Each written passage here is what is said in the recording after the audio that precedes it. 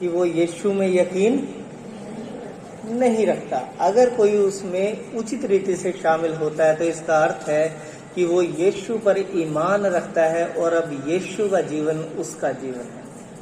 Bible ऐसा बताती है कि यीशु जिलाए गए और अब जो उस पर विश्वास करते हैं वो भी जिलाए जाएंगे। हालेलुया।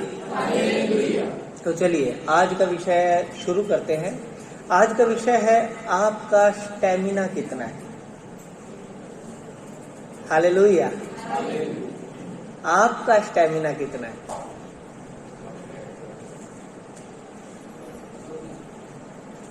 आपका स्टैमिना कितना है।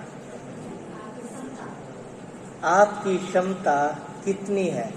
आपकी सामर्थ्य कितनी है। वो हरियाणवी में कहते हैं नुका भाई कोई मियाद है भी है कि नहीं। तो आपका स्टैमिना कितना है, तो ये रहेगा आज का हमारा विषय। चलिए, हमारे पास एक बड़ा ही इंटरेस्टिंग किरदार है और वो है पौलुस। सभी जानते हैं पौलुस के बारे में। मेरी आवाज आ रही है पीछे तक? अंकल जी आवाज आ रही है? ठीक है, तो फिर मैं इसको त्याग कर देता हूँ थोड़ी देर के लिए।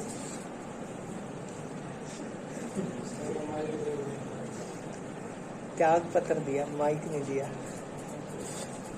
चलिए, तो पौलुस जो है, पौलुस के बारे में आप में से कोई जानता है? पौलुस कौन है, क्या था वो? ठीक है, एक ही हाथ खड़ा हुआ।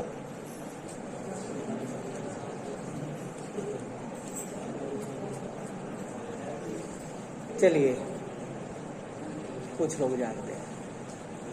तो पौलुस जो है सबसे पहले कलीसिया को सताने वाला था। ठीक है, हमारे पास एक ऐसा किरदार है जो कलीसिया को सताता था और इतना सताता था कि किसी को तो मार देता था, किसी को जेल खाने में डाल देता था, और अगर कोई किसी को मार रहा है तो वहां गवाह के रूप में खड़ा होता था। मारो कहता यही था। ऐसा किरदार हमारे पास है। ठीक है, अब वो किरदार जो है, वो पौलुस जो है, उसके जीवन में एक अद्भुत काम होता है। यीशु मसीह उसे बुला लेते हैं, कहता पौलुस मेरे पास आ। वहां पर इस तरीके से लिखा है, इसमें थोड़ा सा शब्दों पर ज्यादा ध्यान मत दीजिएगा। वहां पर ऐसा लिखा है कि एक ज्योति चमकी और पौलुस की आंखें चली गई और पौलुस को यीशु ने कहा, हे शाऊल तू मुझे क्यों सताता है। ये मैं इसलिए एक्सप्लेन किया है, कहीं आप ये ना सोचे कि मुझे याद नहीं। मुझे याद है, लेकिन मैं अपने तरीके से आपको समझाना चाह रहा हूँ। यीशु ने पौलुस को बुला लिया अपने काम के लिए। अब यदि आपको यीशु मसीह बुलाएं, आज आपकी बुलाहट हो, आज यीशु आपको अपने काम के लिए बुलाएं, तो आप क्या इमेजिन करते हैं कि यीशु आपसे क्या कहेंगे? आत्मिकता में नहीं घुसना।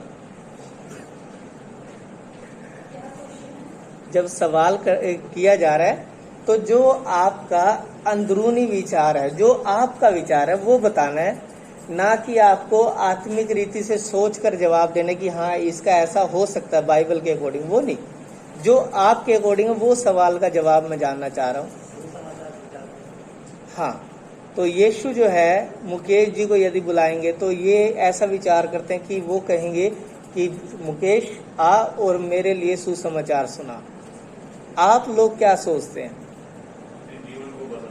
अपने जीवन को बदल बहुत खराब है। और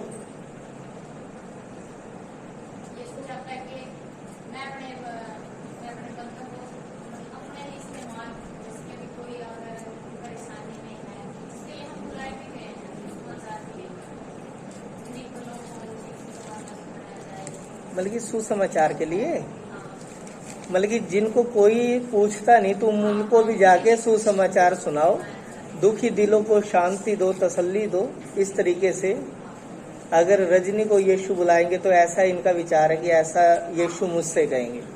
ठीक है, और कोई? मतलब कि आप लोगों को यही कंफर्म नहीं है कि यीशु आपको बुला भी सकते हैं?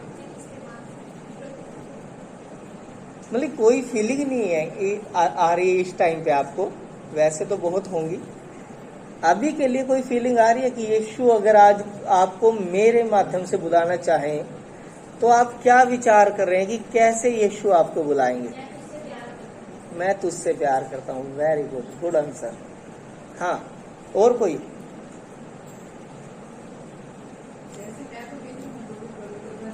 ठीक है, जैसे मैं पवित्र हूँ राजे, तुम भी पवित्र बनो। ठीक है, बड़ी अच्छी बात कही आपने। मेरी आज्ञाओं पर चल, अच्छी बात है। और सेवा के लिए तू आकर मेरी सेवा कर, मेरी सेवा कर, मेरी टांगे दबा, मेरा सर दबा, मेरी सेवा कर, ऐसे बुलाएगा। तो उसके लिए आपको मरना पड़ेगा, आपको स्वर्ग जाना पड़ेगा, या फिर सोना पड़ेगा। आपको स्वर्ग जाना पड़ेगा और फिर जाके यीशु की सेवा करनी पड़ेगी। आ जा यीशु, मैं तेरी टांगे दबाऊं। सदा की आराधना के लिए तू मेरे पास आ जा। और कोई? कोई?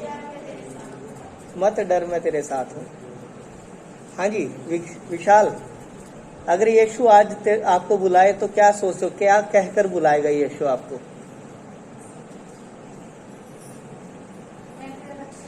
मैं तेरा रक्षक हूँ। हाँ जी, हो गया विशाल भैया? क्या लगता है आपको यीशु क्या कहकर बुलाएंगे आपको? सुसमाचार के लिए। बड़ी अच्छी बात है। चलिए अब आते हैं शाऊल पर। मैंने कहा ये इंटरेस्टिंग किरदार है, मजेदार कैरेक्टर है। अब इसे परमेश्वर क्या कहकर बुला रहे हैं, यीशु क्या कहकर बुला रहे हैं जानते हैं? हे शाऊल, तू मुझे क्यों सताता है? मतलब कि आप में से कोई भी ऐसा इमेजिन भी नहीं कर सकता कि यीशु आपको ये कहे तू मुझे क्यों सता रहा है, तू मुझे क्यों दुख दे रहा है। लेकिन शाऊल को यीशु ने कहा, हे शाऊल, हे शाऊल, तू मुझे क्यों सता रहा है। चलिए जी, यहाँ पर पौलुस ने उस बुलाहट को पहचाना, शाऊल ने उस बुलाहट को पहचाना और उसने कहा, हे प्रभु तू कौन है? कहता मैं यीशु हूं। चलो जी, बात यहाँ पर समाप्त। यहाँ पर पौलुस की आंखें अंधी। अब पौलुस को अंधा हुए 3 दिन हो चुके हैं। अब यहाँ पर पौलुस के जीवन में एक दर्शन प्रभु देते हैं कि हनन्याह नाम का एक व्यक्ति आएगा, तेरे सर पे हाथ रखेगा और तू ज्योति पाएगा। ठीक है, हनन्याह को परमेश्वर कहते भाई तू उठ, शाऊल के पास जा, उसके सर पे हाथ रख, प्रार्थना कर और वो ज्योति पाएगा। और हनन्याह पता क्या कहता है? कहता प्रभु तेरे को पता नहीं? कहता वो तो सारे मसीही लोगों को सताता फिर रहा है, वो तो मारता उनको। कहता मैंने उसके बारे में सुना है, वो अच्छा बंदा नहीं है। अब आती है शाऊल की बुलाहट और सुन लीजिए यीशु मसीह ने उसे क्या कहकर बुलाया है। प्रेरितों के काम 9 अध्याय और इसका 15 और 16 वचन में ऐसा लिखा है। बस आप बेशक निकालिए मत, नोट कर लीजिए और मैं आपके लिए आज पढ़ देता हूं। सब लिखा है, परंतु अच्छा नहीं मानेंगे, चलिए निकाल लीजिए।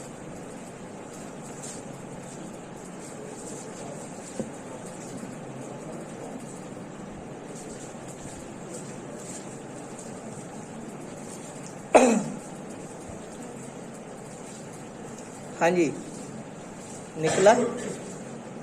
तभी कह रहा था कि मत निकालिए। परंतु प्रभु ने उससे कहा, तू चला जा, क्योंकि वह तो अन्य जातियों और राजाओं और इस्राएलियों के सामने मेरा नाम प्रकट करने के लिए मेरा चुना हुआ पात्र है। और मैं उसे बताऊंगा कि मेरे नाम के लिए उसे कैसा कैसा दुख उठाना पड़ेगा। बस हनन्याह कहता परमेश्वर मैं नहीं जाता भाई, वो तो बंदा कहता है खतरनाक है, कहीं पता लगे मेरे को ही लपेट लिया। लेकिन यीशु कहता है तू चला जा। आवाज नहीं आ रही।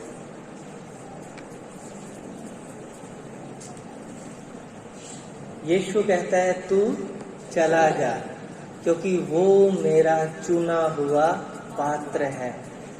और कहता है मैं उसे बताऊंगा कि उसे मेरे लिए कैसा कैसा दुख। अच्छा, अब आप में से मुझे ये बताइए कि कौन व्यक्ति ऐसा है जो ये सोच के आया है कि मैं मसीह में जाऊंगा और मसीह के लिए दुख उठाऊंगा? कौन ऐसा है जो ये सोच के आया है कि मैं मसीह में जाऊंगा और मुझे सुख मिलेगा?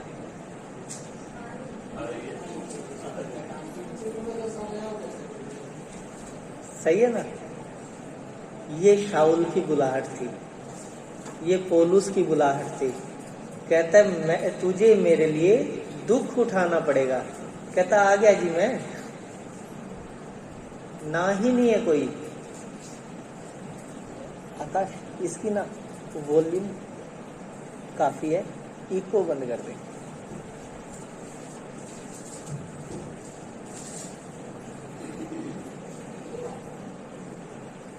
तो यहाँ पर हमारे पास एक शाऊल नाम का व्यक्ति आ जाता है जो बाद में पौलुस बनता है। अब मुझे ये बताइए, क्या आपने पढ़ा पौलुस ने दुख उठाया? कितना उठाया?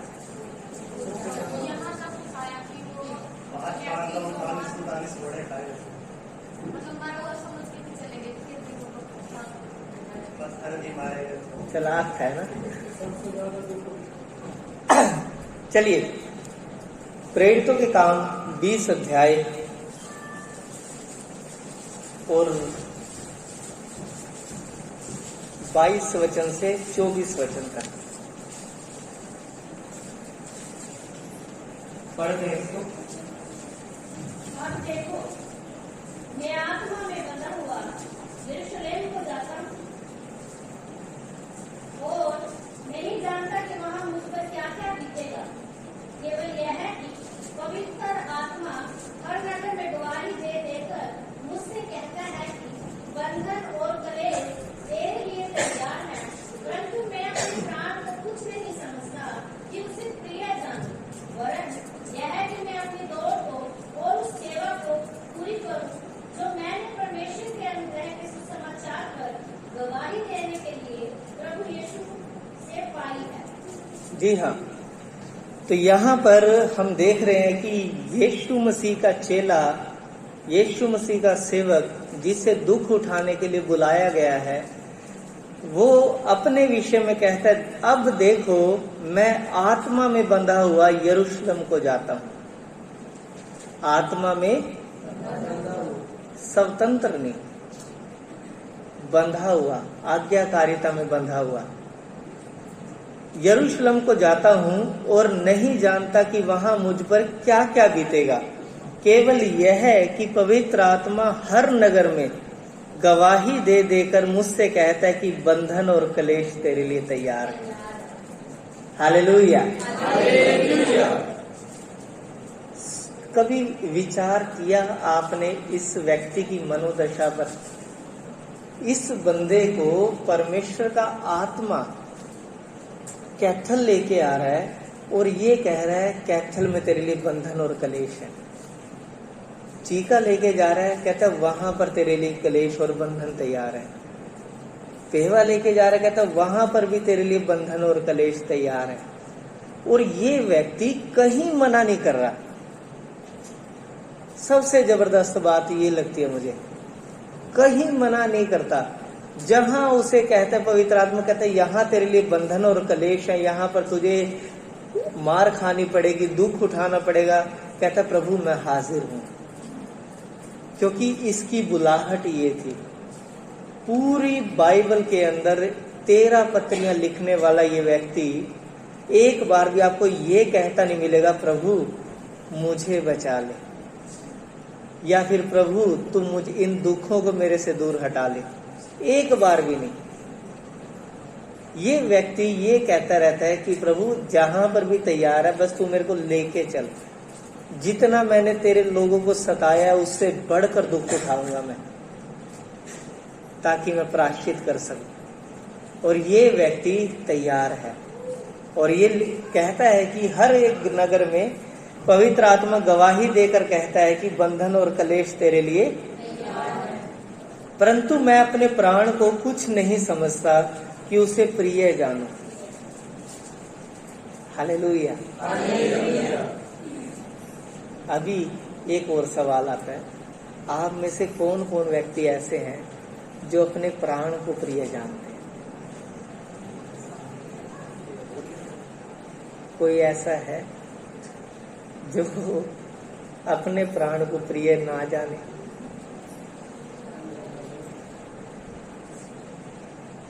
मैंने कहा आत्मा में नहीं घुसना, जो आपका नेचुरल व्यू है उसकी बात करते हैं, ठीक है, जो बदलता नहीं। हकीकत बता रहा हूं आपको, जो हम हैं ना वो हम रहेंगे, हम बदलने वाले नहीं हैं। पवित्र आत्मा जब तक हमें परिवर्तित करके और मनुष्य नहीं बना देता, तब तक हम वही रहने वाले हैं जो हम अभी दिख रहे हैं, जो नेचुरल है। जब मृत्यु सामने खड़ी दिखती है तो अंदर पाव भाजी बिकती है, फिर रेट के उतार चढ़ाव हम महसूस कर सकते हैं कि है।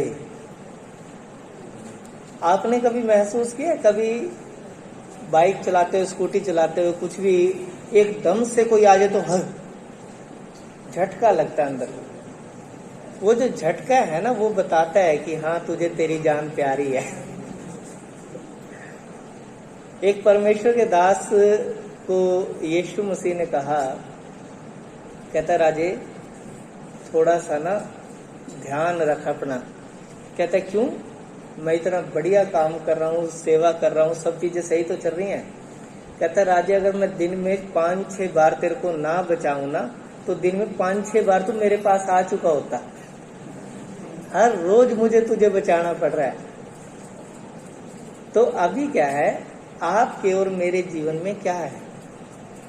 अब यीशु मसीह ने एक बात कही है, उसको पल्ले बांध लो। यीशु ने कहा जो कोई अपने प्राण को बचाना चाहेगा वो उसे खो देगा। जितना मर्जी पकड़ के बैठे रहो उसको, वो चला जाएगा, आप मारे जाएंगे। और जो कोई अपने प्राण को यीशु के लिए खोएगा वो उसे पाएगा। और मार्था को यीशु ने कहा, कहता है जो मुझ पर विश्वास करता है ना, कहता वो मर भी गया तो जिएगा। ये यीशु के वायदे हैं। अब यदि आपको अपना प्राण प्यारा लगता है तो पौलुस आपके लिए नहीं है, पौलुस आपके लिए नहीं है।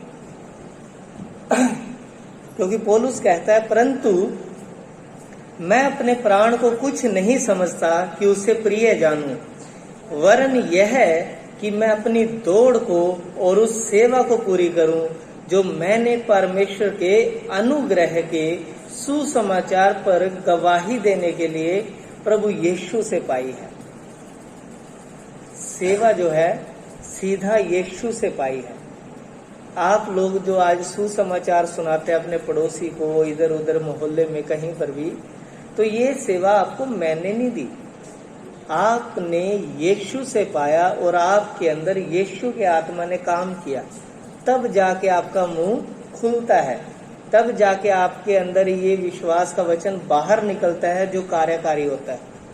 क्योंकि बाइबल ऐसा बताती है कि पवित्र आत्मा का फल है विश्वास और पवित्र आत्मा का वरदान है विश्वास।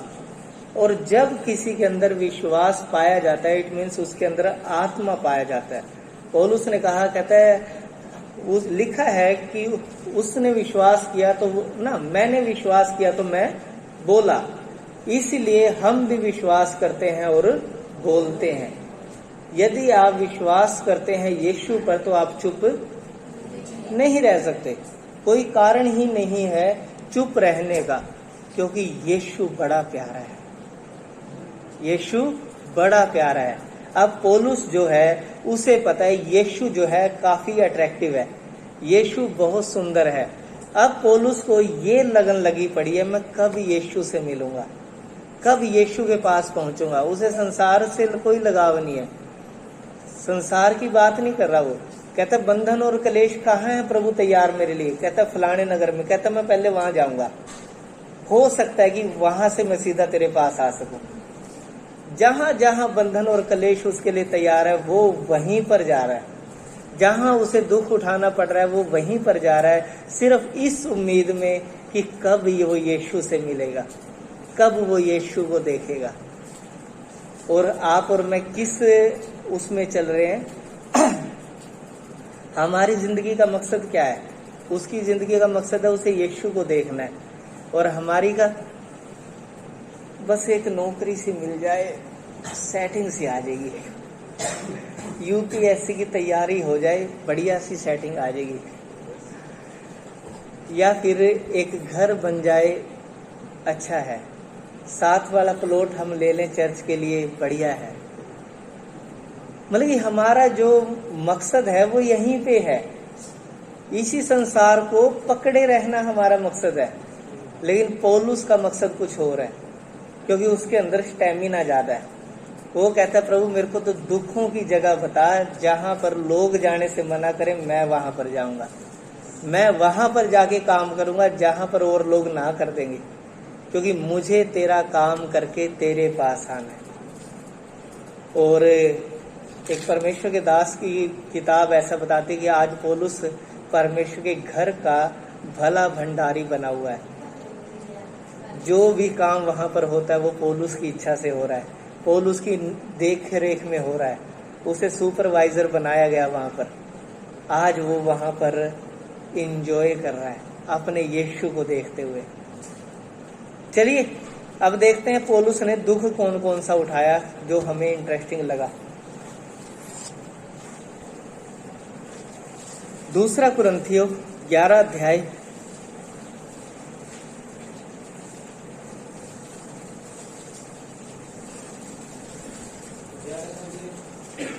24 से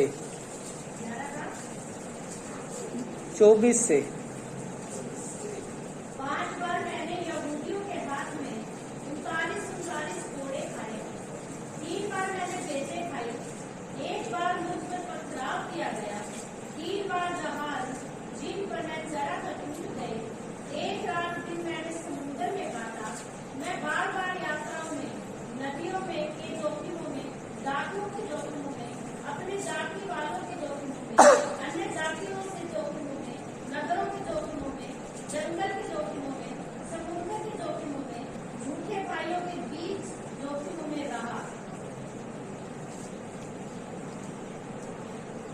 27 परीक्षा और कष्ट में, बार बार जागते रहने में, भूख प्यास में, बार बार उपवास करने में, जाड़े में, भूखे रहने में, और अन्य बातों को छोड़कर जिनका वर्णन मैं नहीं करता, सब कलीसियाओं की चिंता प्रतिदिन मुझे दबाती है। बस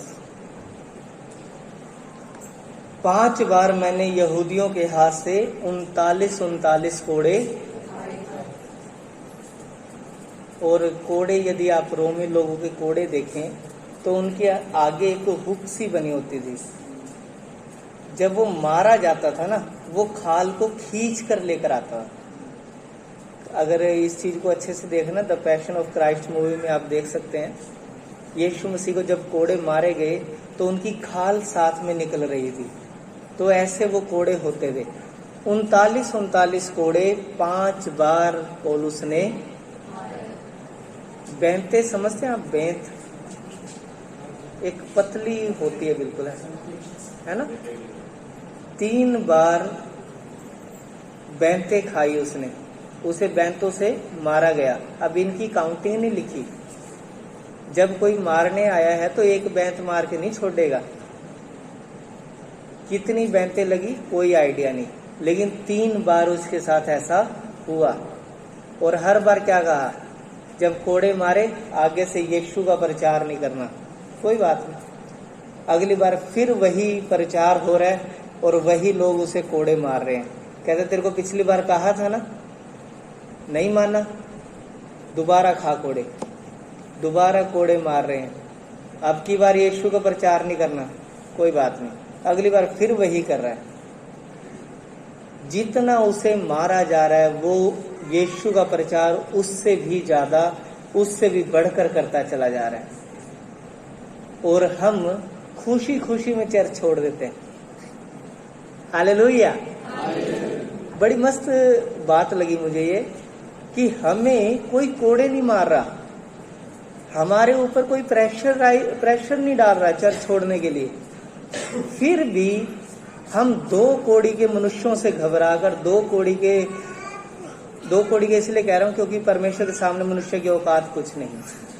दो कोड़ी के मनुष्यों से घबराकर या फिर डर कर या फिर उनकी सुनकर हम घर बैठ जाते हैं, ये सोचकर कि हम परमेश्वर की इच्छा पूरी कर रहे हैं। लानत है सोच के ऊपर, क्योंकि परमेश्वर की इच्छा कभी नहीं होगी कि आप संगति से अलग हो जाएं। परमेश्वर क्यों चाहेंगे कि आप संगति से दूर रहें? परमेश्वर क्यों चाहेंगे कि आप उस देह से दूर हो जाएं जिसे परमेश्वर अपनी कहता है? परमेश्वर क्यों आपको कलीसिया से दूर करेंगे?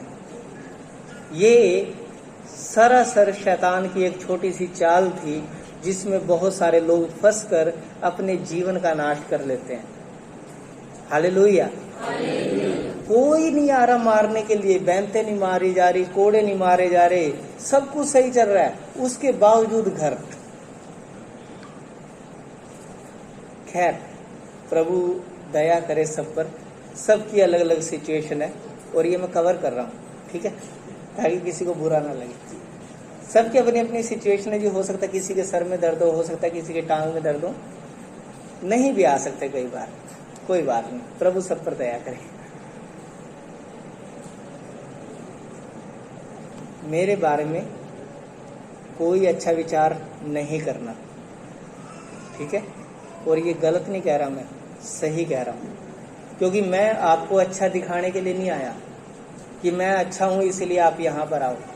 मैं इसलिए यहाँ पर हूँ कि आप और मैं मिलकर तैयारी करें यीशु के आने की। अगर हमने वो नहीं की तो आपका यहाँ पर आना और मेरा यहाँ पर खड़े होकर आपसे बात करना सब व्यर्थ है, ठीक है? तो मुझे अच्छा है समझने की भूल ना करें। मैं अच्छा नहीं हूँ और ना मैं बनना चाहता। मैं चाहता हूँ कि हम वो करें जो बाइबल कहती है, वो करें जो यीशु चाहता है, ठीक है? चलिए, 3 बार बहते खाई, 1 बार मुझ पर पथराव किया गया, 3 बार जहाज जिन पर मैं चढ़ा था टूट गए, 1 रात दिन मैंने समुद्र में काटा। मैं बार बार यात्राओं में, नदियों के जोखिमों में, डाकुओं के जोखिमों में, अपने जाति वालों से जोखिमों में, अन्य जातियों से जोखिमों में, मतलब कि किसी ने नहीं बख्शा इसे। अन्य जातियों में जा रहा है, वो इस पर पथराव कर रहे हैं, इसे मार रहे हैं, इसे टॉर्चर कर रहे हैं। अपने जाति भाइयों में जा रहा है, वो इस पर, इसके खिलाफ हुए पड़े हैं। समुद्र में जा रहा है, जहाज टूट जा रहे हैं, रात दिन समुद्र पे काट रहा है बेचारा। हर जगह कभी डाकू इसको घेर रहे हैं, कभी कुछ हो रहा है, कभी कुछ हो रहा है, लेकिन हम एंजॉय कर रहे हैं। चलिए, खैर, हमारा ये विषय नहीं कि आप और हम क्या करेंगे। मैंने सिर्फ ये पूछा कि आपका स्टैमिना कितना है। क्या आप वो दुख उठा सकते हैं जो प्रभु के लोगों ने उठाए? और ये जो दुखों की लिस्ट है ना, ये छोटी सी है, पौलुस ने इससे बढ़कर उठाए। उसके बाद पौलुस ने एक अंतिम काम किया। जानते हैं क्या था वो? अपना सर कटा लिया मसीह के लिए। कहता मसीह के लिए मरना मेरे लिए लाभ है। कहता मैं आज फायदे में हूं कि मेरा सर काटा जा रहा है। कहता भाई थोड़ा जल्दी काट दो, अब इंतजार नहीं होता। और यदि हमें मृत्यु की सजा दी जाए, हम पता क्या कहेंगे? भाई साहब थोड़े दिन बाद मार देना, थोड़े दिन और जी ले हम। लेकिन पौलुस कहता है इंतजार नहीं होता भाई, थोड़ा जल्दी कर, और आज तो मेरा सर काट कर मुझे मसीह से मिला दे। ये उसके हृदय की भावनाएं थी, उसकी फीलिंग थी। आपकी और मेरी क्या है? आपका स्टेमिना कितना है? क्या आप थोड़े से दुखों में, थोड़ी सी परेशानियों में हार जाते हैं? क्या आप घुटने टेक देते हैं शैतान की युक्तियों के सामने? तो आप अभी कमजोर हैं। नीति वचन में ऐसा लिखा है, यदि तू विपत्ति के समय साहस छोड़ दे तो तेरी शक्ति बहुत कम है।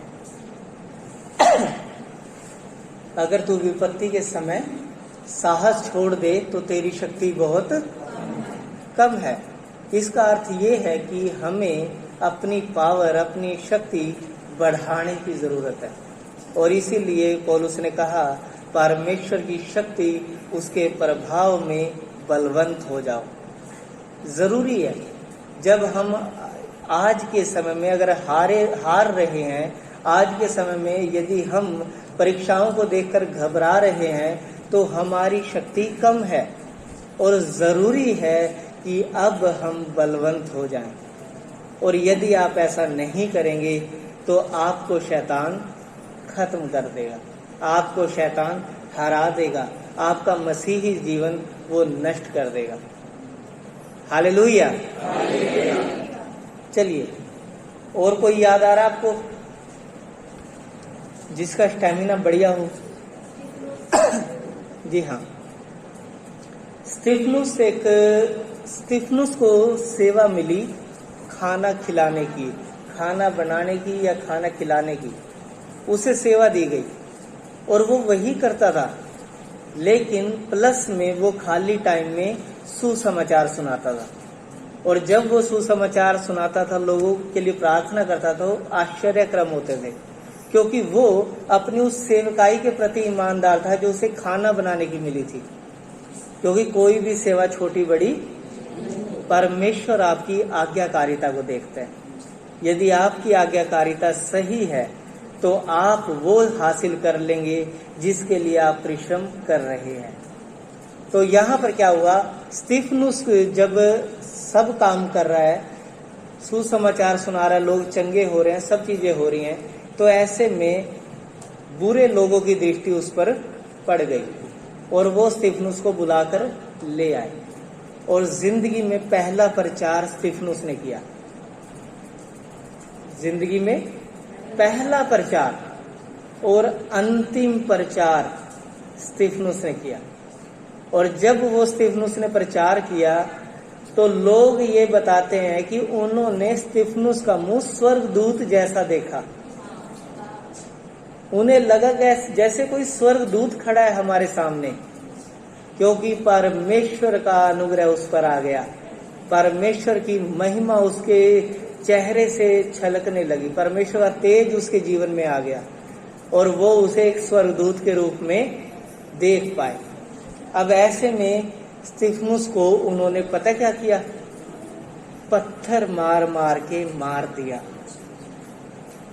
स्तिफनुस को पत्थर मार मार के, जब तक वो नहीं मरा तब तक वो उसे पत्थर मारते रहे। और स्तिफनुस ने क्या कहा, कहता है, हे पिता, इस पाप का बोझ या इस पाप की सजा इनके ऊपर मत देना, इन्हें क्षमा कर। ये स्तिफनुस का स्टैमिना था, जो उसे मार रहे थे ये उनके लिए दुआ कर रहा है। आपका और मेरा क्या, हमें तो कोई गाली दे जाए तो हम बदले में जब तक 4 गालियां ना अपने मन में सोच लें, उसको देने की तो कई बार हिम्मत नहीं होती। अपने मन में जब तक उसके लिए 4 बढ़िया बढ़िया गालियां ना सोच लें जो सबसे बुरी हों, तब तक तो शांति सी नहीं आती और कहते फीलिंग गुड नहीं आती। मैंने एक भाई को कहा, मैं कहा भाई तू गालियां क्यों देता है इतनी? कहता क्या करें, बात में ना रोब सा नहीं पड़ता। मतलब गालियां देने से इनकी बात में रोब आता है। ये नहीं पता सामने से किसी ने अच्छा सा रोब दे दिया फिर क्या करोगे। हालेलुया। तो ये था स्तिफनुस का स्टैमिना। अब आते हैं हमारे प्रभु पर, यीशु मसीह पर। यीशु मसीह का स्टैमिना जानते हैं क्या था? आज आप खरबोपति हैं, आपके पास दुनिया की सारी दौलत है, और सुबह जब आपकी आंख खुले तो आप भिखारी हैं। और ऐसे में आत्महत्या ना करना स्टैमिना है। एक ही दम से उजड़ जाना और उसके बाद भी पॉजिटिव रहना स्टैमिना है। जो मनुष्य आपने बनाए, उन्हीं मनुष्यों से गालियां सुनना, उन्हीं मनुष्यों से निंदा को सुनना स्टैमिना है। क्योंकि आपको पता है, मैं आपको जब बोल रहा हूं तो ये यीशु मसीह के बारे में बोल रहा हूं, क्योंकि यीशु मसीह जी को पता है कि अगर वो एक बात भी बोल दें वो पूरी हो जाएगी। अगर वो पिता से विनती कर दें तो स्वर्ग की 12 पलटने अभी उतर आएंगी, और जितने लोग उनकी निंदा करते हैं उनको इस पृथ्वी पर कभी पैदा भी हुए थे कि नहीं, नामो निशान मिटा देंगे उनका। लेकिन उनको कुछ ना कहना स्टैमिना है। अगर आप ये जानते हैं कि आप किसी का बुरा कर सकते हैं और नहीं करते, ये स्टैमिना है। ये आपकी कायरता नहीं है, ये आपकी पावर है, क्योंकि आप अपनी शक्ति के ऊपर, अपनी सामर्थ्य के ऊपर अधिकार रखते हैं। आपको पता है अंधे कौन लोग होते हैं? जो अपनी पावर का गलत इस्तेमाल करते हैं, क्योंकि उनकी पावर जो है उनके ऊपर हावी है, उनके ऊपर अधिकार रखती है। वो अपनी सामर्थ्य के ऊपर अधिकार नहीं रखते, उनके ऊपर उनकी सामर्थ्य अधिकार रखती है। तो कई बार सुनते हैं ना, तेरे को पता है मेरा बाप कौन है? बड़ा फेमस डायलॉग था ये। कहता भाई जब तेरे को नहीं पता हमें क्या पता। हालेलुया। हंसने के लिए था, इतना बुरा चेहरा क्यों बना रहे हो? चलिए हंसते रहिए, मुस्कुराते रहिए। अब आपको मैं बताऊं यीशु मसीह ने अपनी जान किस रीति से दी। यीशु मसीह को पकड़ा गया और उन्हें पकड़कर ले जाया गया, और अब कोई इन्हें थप्पड़ मार रहा है, कोई इनके सर पर कांटों का ताज रख रहा है, और कांटे जब अंदर नहीं गए ना सर में, तो डंडे के साथ उसे अंदर किया जा रहा है ताकि कांटे जो है वो सर के अंदर तक जाएं। और फिर उनके मुंह पर इतना थूका गया, कई बाइबल स्कॉलर्स ऐसा बताते हैं कि वो थूक जो है वो चेहरे से लेकर नीचे तक बह गया था, इतना लोगों ने उनके ऊपर थूका। और फिर उन्हें एक भारी भरकम क्रूस दिया गया, खुद उठाकर लेकर जाने के लिए। और इतनी लंबी गुलमेख होती थी, लोहे की कील होती थी, जिसे यहां से क्रॉस करके या यहां से क्रॉस करके उस क्रूस के नीचे से मोड़ा जाता था, मोड़ दिया जाता था ताकि ये निकले ना। इस तरीके से यीशु मसीह के हाथ और पैरों में कीलें ठोकी गई। अब इनमें से कोई एक दुख, कोई एक दर्द आप महसूस करें कि अगर आपके ऊपर आ जाए तो क्या आप मसीहत में स्थिर रहेंगे? इनमें से कोई भी एक दुख आपके ऊपर आ जाए, क्या आप मसीह में स्थिर रह पाएंगे? क्या आपकी इतनी पावर आपको लगती है कि क्या आपके अंदर इतना प्यार यीशु के लिए पाया जाता है? और याद रखना, यीशु वो अपने लिए नहीं उठा रहा, यीशु वो दुख आपके और मेरे लिए उठा रहा है।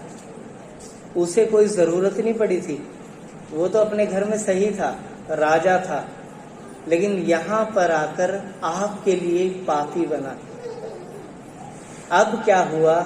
यीशु मसीह को क्रूस पर चढ़ा दिया गया, और अब यीशु मसीह का मजाक उड़ाया जा रहा है। कहता है तूने इतनों को चंगा किया, कहता है दम है तो नीचे उतरा, और हम विश्वास करेंगे कि तू परमेश्वर की ओर से है। अब उससे ऐसी बातें कही जा रही हैं। वो व्यक्ति, वो परमेश्वर का देखा जा सकने वाला रूप आज लानती बना हुआ है। आज उसके ऊपर लानत भेजी जा रही है, आज उसका मजाक उड़ाया जा रहा है, आज उसे गालियां दी जा रही हैं। और आज वो जानते हैं क्या कह रहा है, हे पिता इन्हें क्षमा कर, क्योंकि ये नहीं जानते ये क्या कर रहे हैं। हालेलुया। ये थी पावर, ये था स्टैमिना जो यीशु के अंदर था। जब इतना दुख आया तब उसने किसी को गालियां नहीं दी। जब उसे मारा जा रहा था उसने किसी को रोका नहीं। उसने हर दुख उठाया और अपने दुख उठाने के स्थान पर स्थिर खड़ा रहा। और यहां तक भी बात अगर हो जाती तो ठीक था।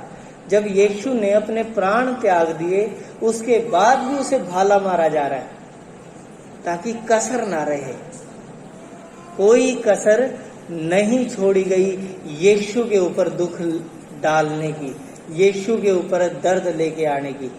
यीशु ने हर एक दुख को, हर एक दर्द को उठाकर कहा, हे पिता इन्हें क्षमा कर, क्योंकि ये नहीं जानते कि ये क्या कर रहे हैं। अब इस स्टैमिने के सामने अगर आप टिक सकते हैं तो देख लीजिए, क्योंकि यीशु ने कहा यदि कोई मेरे पीछे आना चाहे तो अपने आपे का इनकार करे, क्योंकि जो कोई अपना क्रूस उठाकर मेरे पीछे ना हो ले वो मेरा चेला नहीं हो सकता। आज हम सब बढ़िया लग रहे हैं, यहाँ पर बैठ के आराधना करें, हालेलुया हालेलुया चल रही है।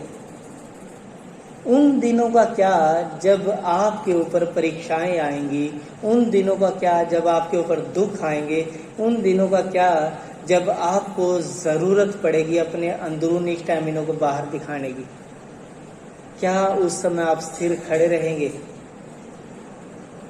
अगर अभी इस बारे में नहीं सोचा तो सोच लीजिए और परमेश्वर में बढ़ते रहिए ताकि आप उन दिनों का सामना कर सके, क्योंकि हम अंत के दिनों में जी रहे हैं, कभी भी कुछ भी हो सकता है। तो इसीलिए प्रभु में जब हैं तो आप अपने स्टैमिने को पहचान लीजिए, अगर कम है तो बढ़ा लीजिए, क्योंकि यीशु आपसे प्यार करता है और यदि आप उसके से मांगेंगे तो वो आपको दे भी देगा। इब्रानियों की किताब में ऐसा लिखा है कि जिसने परीक्षा में दुख उठाया है वो उनकी सहायता भी कर सकता है जिनकी परीक्षा होती है। अगर आपने आज दुख उठाया है तो आप महसूस कर सकते हो कि जब दूसरे पे परीक्षा वही दुख आता है तो उसे कैसा महसूस हो रहा होगा। ऐसे ही यीशु मसीह ने वो सारे दुख उठा लिए जो आपके ऊपर आने हैं, तो वो जानते हैं कि आपको कैसे कैसे इनमें से निपटना होगा, कैसे इनमें से निकलना होगा। और यदि आप आज इन दुखों में अपना जीवन गुजार रहे हैं तो आपके लिए एक उम्मीद बाकी है, क्योंकि यीशु आपसे प्यार करते हैं। और बाइबल में एक कुंजी है इन सब से बचने की, वो मैं आपको बताता हूँ। यीशु मसीह ने जब अपने चेलों को प्रार्थना करना सिखाया तब एक बात कही, उस प्रार्थना पर कोई गौर नहीं करता। वो प्रार्थना जो है आपके जीवन का सार है। अगर उसे समझ लेंगे, उसके अनुसार चलेंगे तो आपके जीवन में कमियां आनी मुश्किल है। तो वहां पर यीशु ने कहा, हे पिता हमें परीक्षा में ना ला, परंतु हमें परीक्षा में ना ला। अब जब यीशु कहता है कि प्रार्थना करो कि तुम परीक्षा में ना पड़ो, तो आपको इसके लिए प्रार्थना करनी चाहिए कि आप उन परीक्षाओं में ना जाओ जिनमें आपका ईमान डोल सकता है। आप दुआ कर सकते हैं यीशु से कि यीशु आपको उन परीक्षाओं से बचा ले, उन दुखों से बचा ले, और वो आपको अपने हाथों में, अपनी बाहों में उठा ले। तो फिर से वही सवाल है, आपका स्टैमिना क्या है? हमने पौलुस का देखा, पौलुस ने यीशु से ज्यादा दुख उठाया, लेकिन यीशु और पौलुस का जीवन जो है अलग था। यीशु और पौलुस का कोई बराबरी, कोई तुलना नहीं थी, तो इसलिए यीशु का दुख उठाना ज्यादा बड़ा माना जाता है, क्योंकि यीशु ने अपनी स्वर्गीय धन को छोड़ दिया, स्वर्गीय महिमा को छोड़ दिया, स्वर्ग को छोड़ दिया, अपने पिता को छोड़ दिया और उन सब को छोड़ के कंगाल बनकर वो यहाँ पर आ गया। उसका त्याग इसलिए बड़ा माना जाता है। तो यीशु मसीह के समान अगर हम बनना चाहते हैं, हम कहते हैं ना कि प्रभु हमें यीशु के समान बना दे, यीशु के समान हम हों, तो यीशु ने तो दुख ही दुख उठाए। हालेलुया। यीशु ने तो दुख ही दुख उठाए, यही नहीं था। आज बहुत ज्यादा लोग पौलुस को अपना आइडल मानते हैं। एक सेवक के रूप में पौलुस को अपना आइडल मानते हैं, उस्ताद समझते हैं, गुरु समझते हैं कि हम पौलुस की रीति से सेवा करेंगे जैसे पौलुस ने की। तो पौलुस ने भी दुख उठाए। कुछ लोग हैं, कुछ मिशन ऐसे हैं जो पतरस को फॉलो कर रहे हैं, लेकिन पतरस ने भी दुख उठाए। 12 के 12 चेलों की मृत्यु कैसे हुई, मैंने अपने नई वाचा प्रार्थना भवन के YouTube के चैनल पे डाला हुआ है, आप वहां पर देख सकते हैं। कोई भी चेला ऐसा नहीं था जिसने दुख ना उठाए। तो आप किसके समान बनना चाहते हैं, ये आप देख लीजिए। सारांश समझिए, दुख आते हैं, दुखों में जो स्थिर रहता है वो जीवन का मुकुट पाता है, क्योंकि आपको जयवंत होना पड़ेगा। यदि आप इन समस्याओं में, परीक्षाओं में जयवंत नहीं होंगे तो आपके लिए कोई आशा बाकी और ना ही स्वर्ग में कोई आशीष बाकी है। आप यदि जयवंत होंगे तब ही जाकर आप परमेश्वर की महिमा का आनंद ले पाएंगे, परमेश्वर की महिमा में शामिल हो पाएंगे और परमेश्वर की स्तुति कर पाएंगे। ठीक है, प्रभु आप सबको आशीष दे, सबको जय मसीह।